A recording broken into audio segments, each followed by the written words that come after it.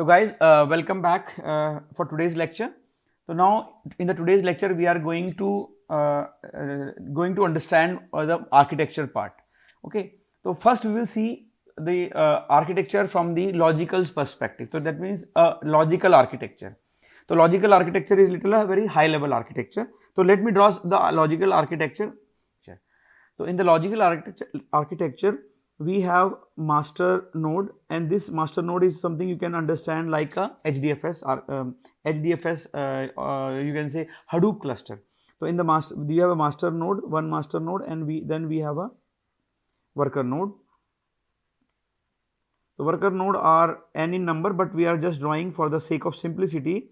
We are drawing the 3 worker node, right? So they have a n number worker node, and then we have the client application over here, and then client application interact with your master node, and this master node interact with the different worker node. So this is the basic understanding what we have done earlier in the Hadoop cluster. And then if we see from the HDFS perspective, you remember that in the master node we have one daemon called name node. So just I am asking name node. So this is the daemon we have in the master node. Similarly, this is HDFS daemons. I am talking about HDFS daemons, right? So I am using the color just to understand HDFS daemon, and this is your on master we have name node, and on the worker or slave side we have which daemon we have data node. Okay, so I am using the green color. That means we have the data nodes over here. So I am just using DN for the sake of simplicity. So we have data node. Now this thing we have already knew, right? So now other daemon just I want to use is of the MapReduce. So we have MapReduce daemons also. So now it's time to introduce the MapReduce daemons. So MapReduce daemons. So there are 2 MapReduce daemons, right? The first one is on the master we say that is called job tracker, and on the worker this is called a task tracker.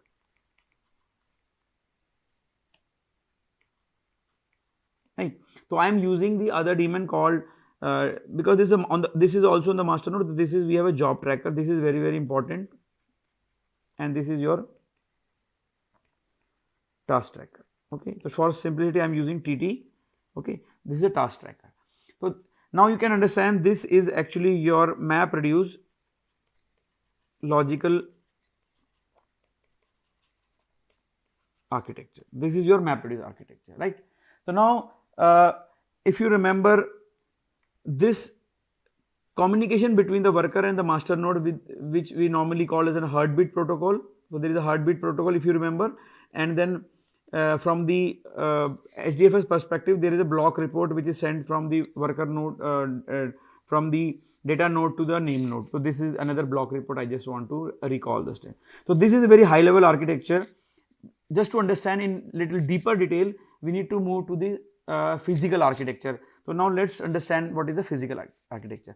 So before moving to the physical architecture, just I want to ask, do you have any question on this part? You can unmute yourself and ping on chat.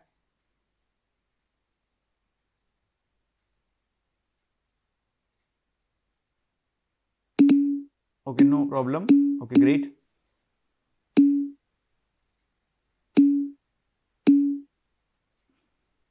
So now let's move to the physical architecture. Let's start the MapReduce physical architecture. So we have a client program, and I will try to correlate this program, this code with your the word count problem what we have done, right? So now we have a job tracker.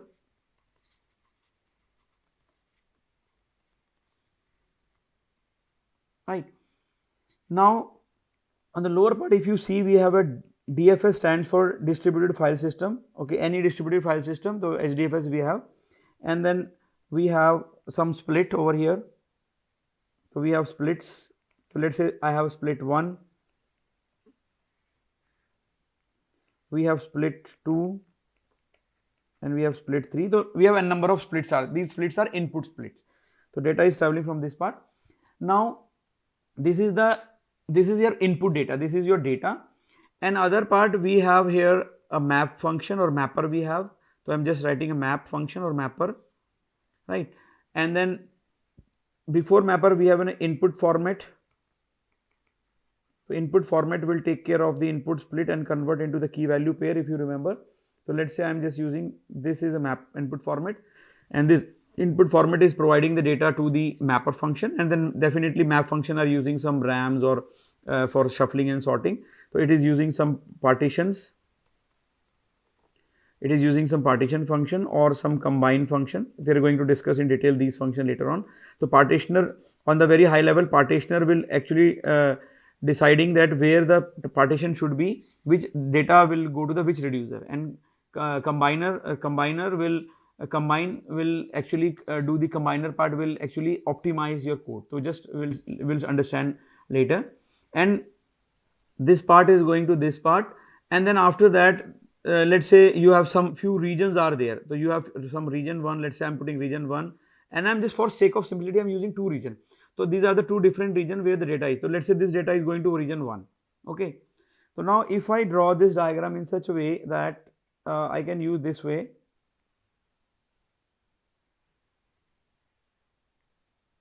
right? Now let me draw it again so that I can,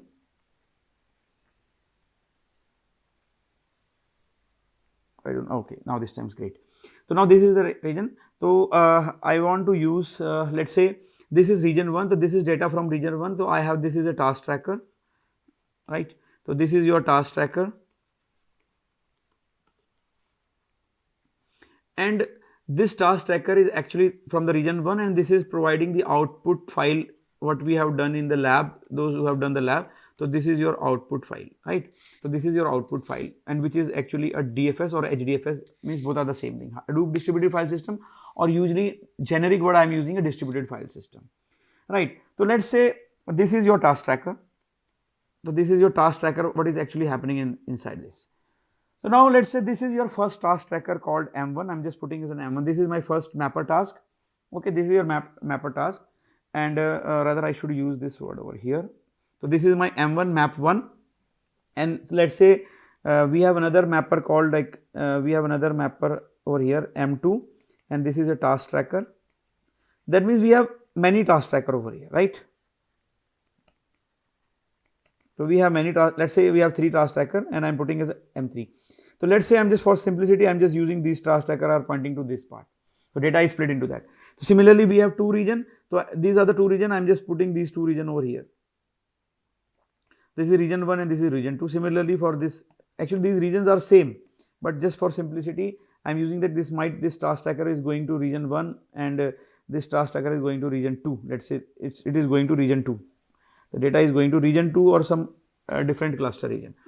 Okay, so now here in this one, in this region 2, what is happening actually? In the region 2, what is happening? We have a task tracker. Okay, so data is actually read. First the data is read.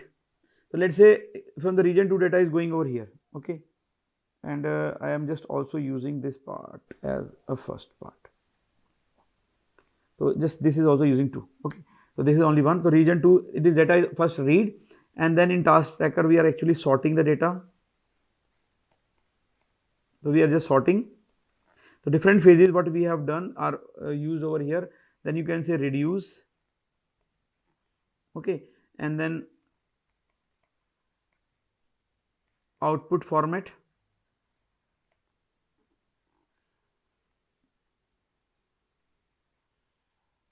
Right. So now in this output format you can see this. Now this is again our DFS, and this is your output file. Just try to understand what I am trying to do is, now on the first part I have used your mapper. So here I am showing the map function. Here I am showing the map function. So what is happening in the map function, right? Mapper or map function, or I am just writing the word mapper, is interchangeable word, right? Here I am using the reducer.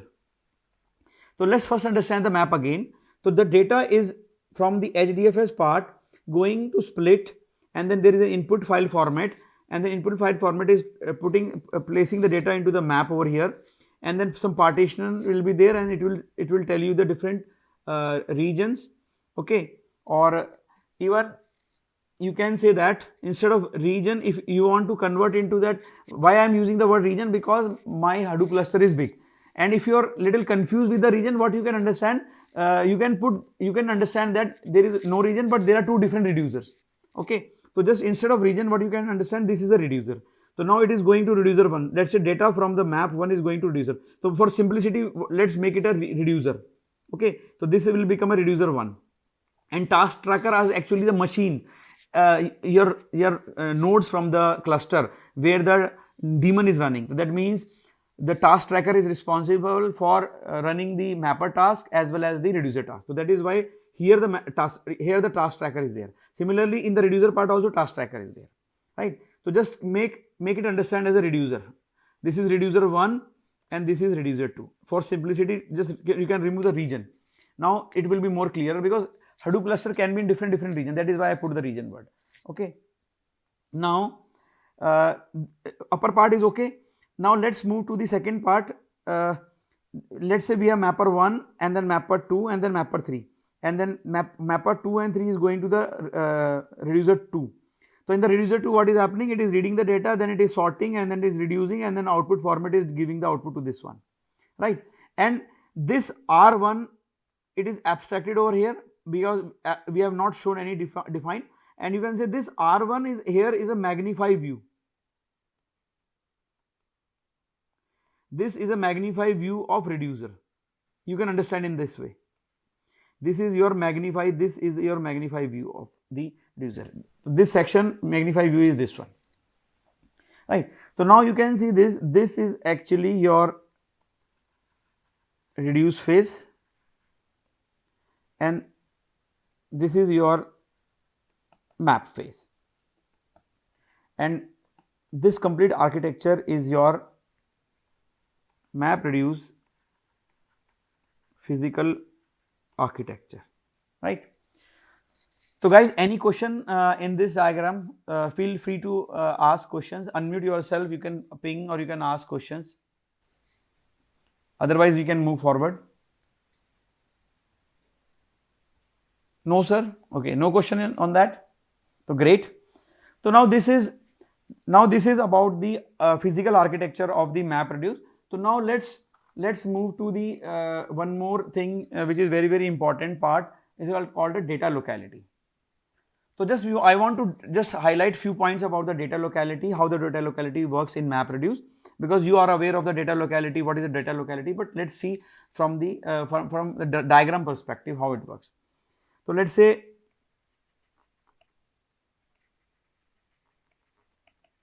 data locality. So let's say we have a map task,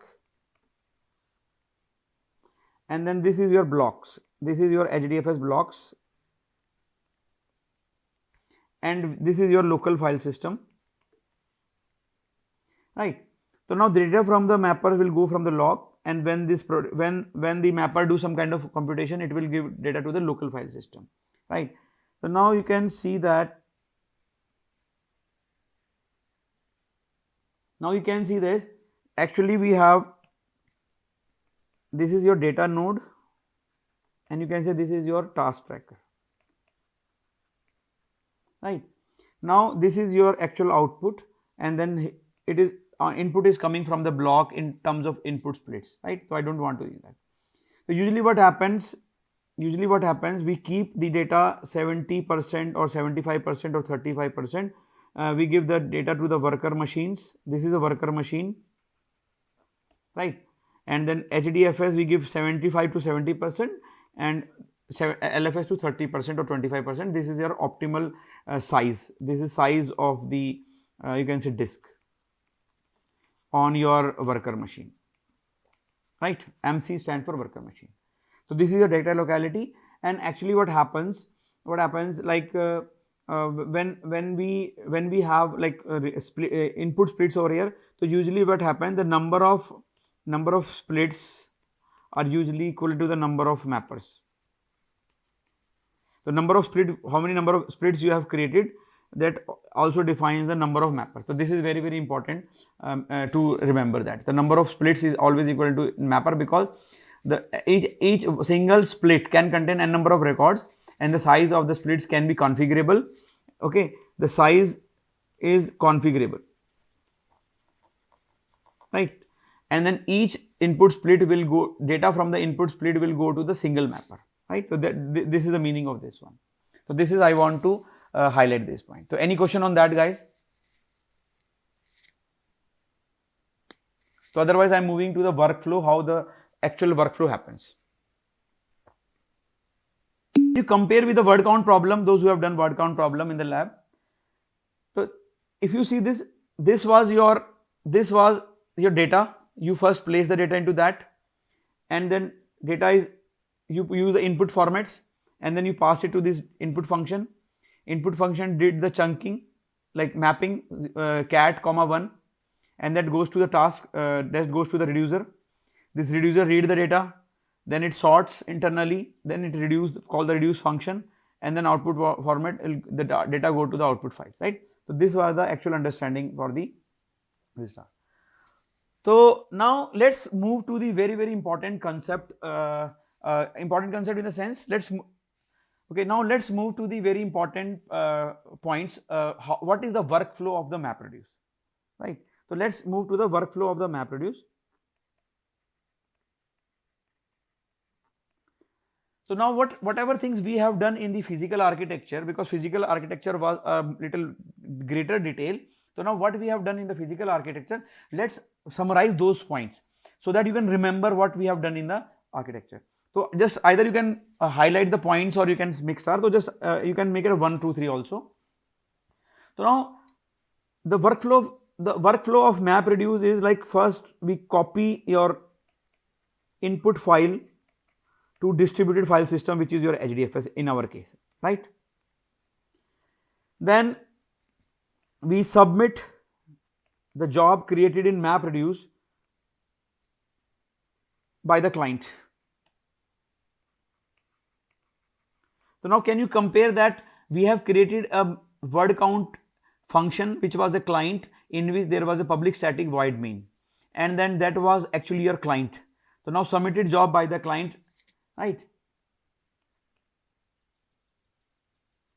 Now client get information about your input files, because you have done the coding. The input file from the client will get the information from the file from the name node, because name node having the information, we are just giving the path, but name node will tell where exactly the data actually lies. So that means this is important. Next, what happens? Client creates splits, because the client is using input file format. Then client creates splits of all the file which is actually your job, right? So it will create a split, input split, and then some information is stored in your metadata. So store metadata about, you can say, about the job, and into the DFS, which is, you can say, you can create some kind of jar information also. Now actually what happened, now the client submit the job to the master daemon called job tracker. Now the client submit the job to the job tracker. Now the actually thing starts working over here, right? So now the task of the job tracker, so what the job tracker do? The job tracker initialize the job. If you remember the code, initialize the job with the job queue. The meaning of initialize the job is that we have created a job class, and then in the job class, or there is another way of creating a job, is job client. So we will see in the next lab about the job client, those who have done the job, those who have done the program with the help of job, right? So there are n number of ways we can use a tool runner also, but we are going to see the later. So now job tracker initialize the job, that means it is creating a job and it is inputting some of the information, just like what is the reducer in the job, what is the mapper in the job, and it will create a job queue, because there can be n number of clients who are submitting the job. So that means if there are n jobs are there, then there will be job queue, right? That is why we have a job queue. Next, the job tracker read your you can say input file or job file plus job file, right, from your HDFS. So that means I am talking about the input file, right. Now after that, job tracker will create your mapper, or you can say map and reduce functions or jobs, you can say, for functions for job. So that is why I am using the word function over here, because this is our job. So reduce functions for job and provide the input split to the mapper. So this is the task of job tracker. Now after that, it will receive your heartbeat. The heartbeat will be received from the job task tracker to job tracker, the way same way the way how the daemon of HDFS works, and then default time is somewhere around 3 seconds. Okay, so in case, let's say in case if not receiving the heartbeat, so it will wait for another, let's say 30 seconds. Okay, and then after that 30 seconds it will declare that you can say task tracker node dead, and then after that it will update its metadata and update the metadata. I am writing the word metadata, so it will update the metadata, right. Now you can also say that it actually job tracker will, because there will be a number of tasks, it will in a job there will be a number of tasks, so it will pick the task from the splits, so where which data will go to the which tracker. So this is also very, very important, and it will assign different tasks to the task tracker. So this is the very high level basic workflow of the MapReduce, which we are going to understand. We should understand with the help of architecture diagram. So this is the workflow. Okay. So before moving, I want to ask if you have any question, please ping. Otherwise, we will move forward. So do you have any question, guys?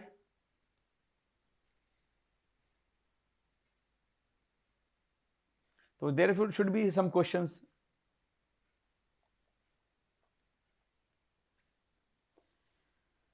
So should I move forward?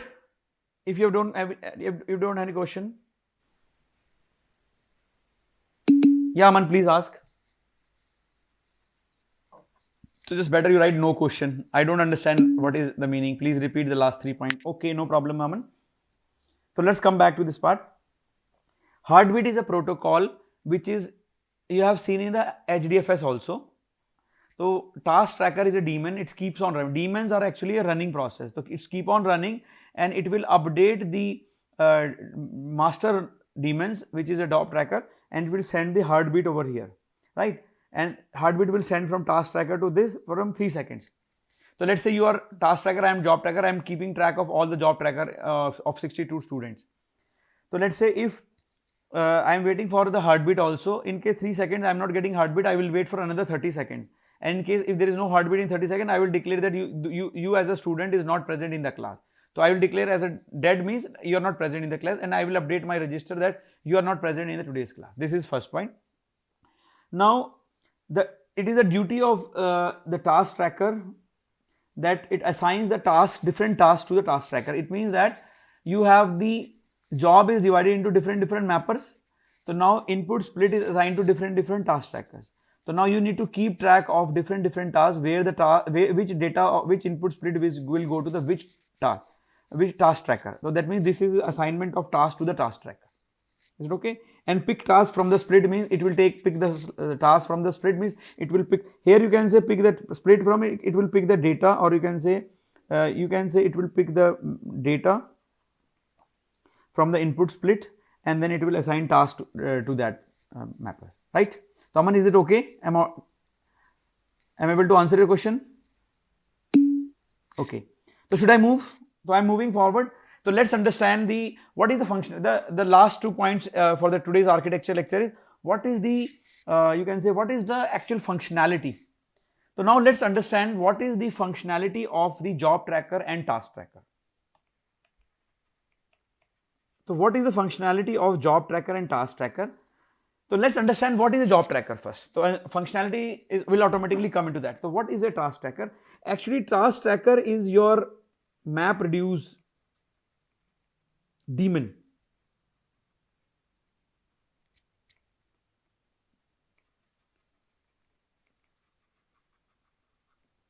When I say daemon of the map reduce, I mean to say that when I'm saying is if it is in MRV1 and if we are going to use MRV2 later on, then this task tracker is resource manager. I'm not getting into detail, and your application master. So we will discuss in detail later on, right? Don't worry about that.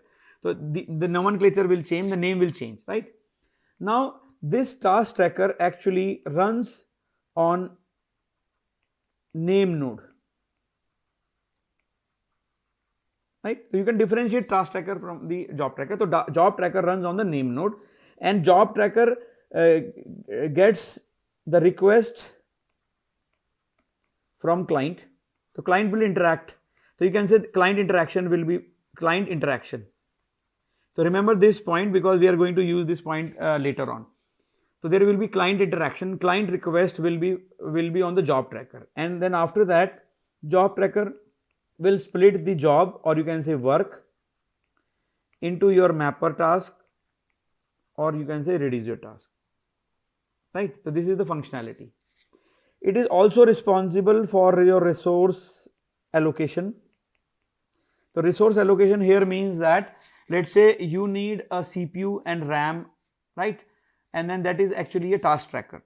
So now you need a RAM, so it will do all the resource allocation, because if you consider me as a job tracker on the master node, I will take care of which input split will goes to which student.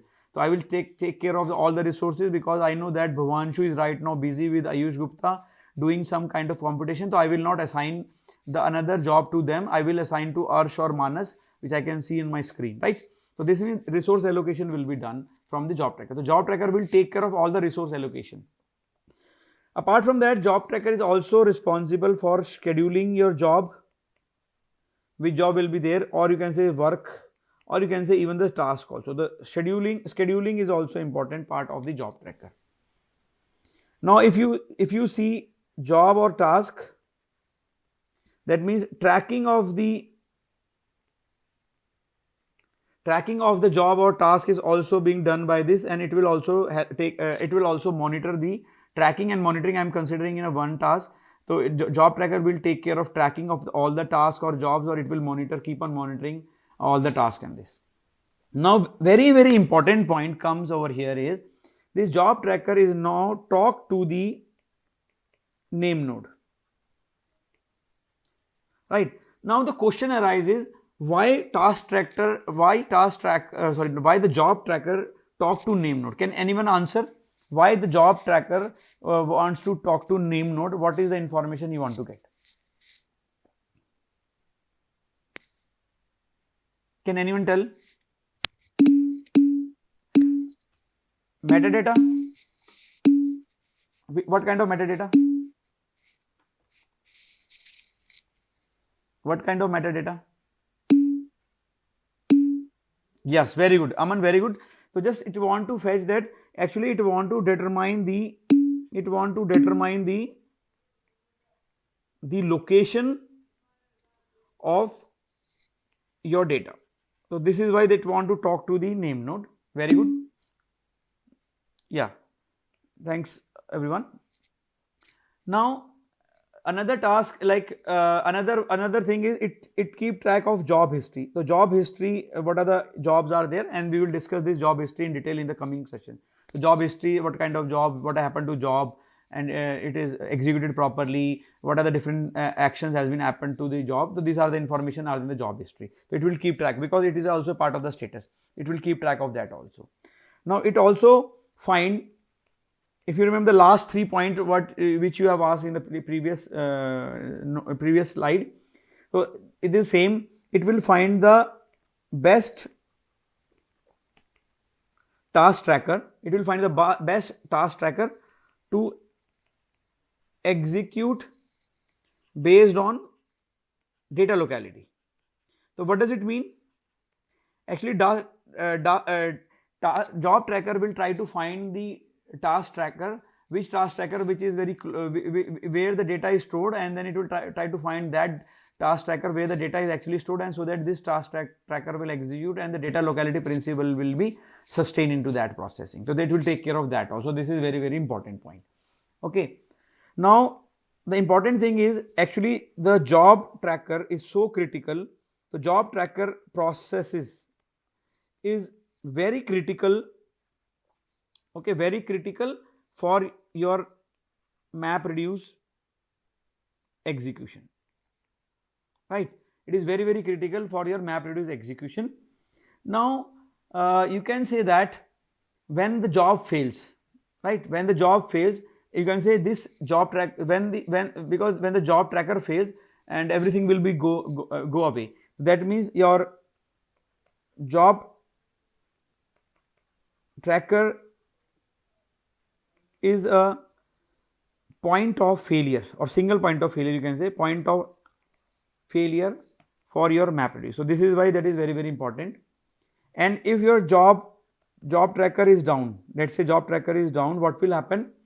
Your HDFS is still running, no problem with the HDFS. So HDFS is still running, will still run, but the map reduce functionality will be halted, right? So this is important, will be halted. Now after that you can say that the job tracker actually submit the work to chosen to norm node. So actually what it do, it submit the jobs. The job tracker actually submits the work to chosen your task tracker nodes. Okay, it will do this kind of stuff. Now apart from that, if you want to add four new points, like when the work client application can poll job tracker for information, that means your client application can ask, or you can say can poll job tracker for information to achieve, that means what is my status, what is the status of my job and has been executed and till what point it is there. So this kind of information can be taken care by that. Last I want to add that when the work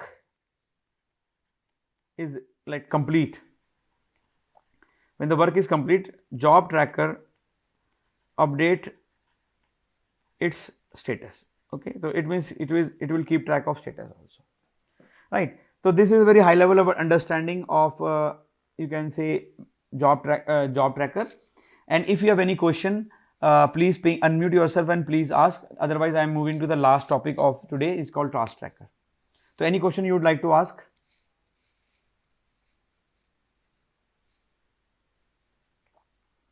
So if you have any problem, please unmute yourself and ask. You can ask question. So now let's understand the what is a task tracker. So what is a task tracker? So now we can say just similarly we can also say that task tracker runs on data node, right? Now you can say data node. When I say data node, that means instance runs on your every worker node, right? Now this is also a map reduce daemon. So in MRV1 we can say map, it is called a task tracker, but in MRV2 we call as a node manager. So we will see this thing later. I'm just writing in short, node manager. This is under the MRV2, map reduce version 2. And then actually it receives processing requests from the, processing requests from the job tracker. The job tracker will assign the job to this one. That means I mean to say the job tracker will assign the job. So that now you can say map reduce task, the actual map reduce tasks are executed on data node, but they are administrated administrated by the task tracker, because task trackers are the demons running in the background. The other point, you can say that task tracker will assign, the task tracker will be, because task tracker is actually doing the real work. So task tracker will be assigned your mapper and reducer tasks to execute. Right. So this is the actual process this task tracker do. Now, what happened? Even the process of the task. So whatever the process, this, or you can say process progress. Process progress means task progress has been done, or you can say progress of task. The progress of task, it will give information to the job tracker. That means task tracker will say that, let's say you are a task tracker, you will do some work and 50% you have done, so you will keep me informing that, sir, I have done the your task 50%, right? So this is the progress of the task to the task tracker, which I can say this is the status. So it is a maintaining a status. Now it is also responsible to send some heartbeat to job tracker, that means is alive or not, just to tell that I am alive or not. This is there, right? It's very simple. Now if the task tracker fails, or task tracker failure is not that fatal. Why not that fatal? Because what happened, the job tracker actually assigned that particular task which has been assigned to the failure node to some, it will assign task to another node or another task tracker. So whenever we say, it will be there. So now once the node is failed, where the task tracker is running with some job, what will happen if it fails? So because of replication factor, the task tracker will come to know why this task tracker is failed, or when it is failed, because of heartbeat protocol 3 second and 30 second, and then after that it will assign that job to some other node, and the data is already there into that, or otherwise sometimes they need to move the data, but keeping the data locality principle on the prime perspective, right? Now last, we can say that task tracker manage the processing your resources on each node, or you can say each slave or worker node, in the form of processing slots. So we are going to see this processing slots. What is a processing slots, right? So here I mean to say that this task tracker will manage that how much data we have processed and how many slots are remaining and how many slots have been processed. So this kind of information is with the task tracker, right? So just I have completed the logical architecture, physical architecture. We have done the how the workflow of MapReduce works, and we are trying to differentiate the different functionality and what is a job tracker and task tracker. So this is all about the architecture part of that.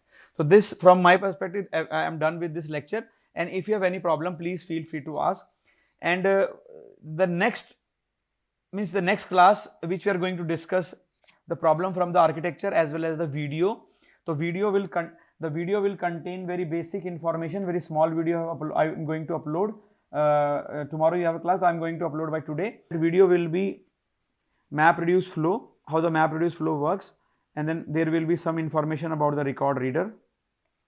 Okay, so there is a small video containing one MapReduce flow, second record reader, and a few limitation I have added of MapReduce. So this is very small video, and this will be the week 2, right? Week 2, and then in week 2, first theory we have done, and 2 will be the video, right? And then in this class is theory. In this class we will do the discussion about the video topic as well as about the theory topic of week 2, right? So this is our agenda for tomorrow. I think you have a class tomorrow, so I'll just upload by today evening, and then you try to see this video, right? So that's all from my side, and I'm open to take the questions. So please feel free to ask the question.